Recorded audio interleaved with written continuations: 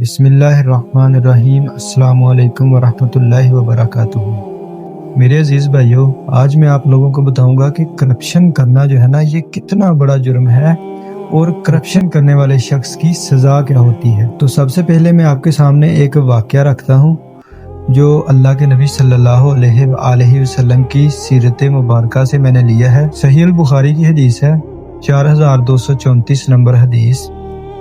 حضرت ابو ہریرہ رضی اللہ عنہ ارشاد فرماتے ہیں، جب خیبر فتح ہوا تو مال غنیمت میں سونا اور چاندی نہیں ملا تھا، بلکہ گائے، اونٹ، سامان اور باغات وغیرہ ملے تھے۔ پھر ہم رسول اللہ صلی اللہ علیہ وآلہ وسلم کے ساتھ وادی القرہ کی طرف لوٹے۔ نبی کریم صلی اللہ علیہ وآلہ وسلم کے ساتھ ایک مدعم نامی غلام تھا جو بنی زباب کے ایک صحابی نے رسول اللہ صلی اللہ علیہ وآلہ وسلم کو ہدیہ کے طور پر دیا۔ وہ نبی کریم صلی اللہ علیہ وآلہ وسلم کے اونٹ کا قجاوہ اٹھا رہا تھا، اتنے میں نامعلوم سمت سے ایک تیر آ کر اس سے لگا۔ تو جو لوگ تھے وہ کہنے لگے کہ مبارک ہو، شہادت مبارک ہو۔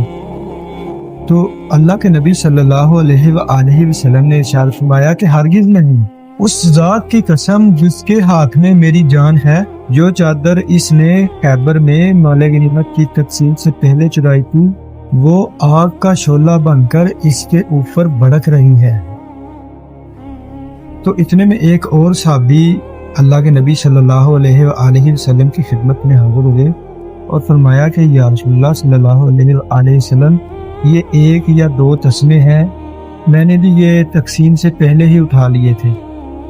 اللہ کے نبی صلی اللہ علیہ وآلہ وسلم نے فرمایا کہ یہ تسمے بھی اگر تم واپس نہ کرتے تو یہ بھی آگ کے تسمے بننے تھے۔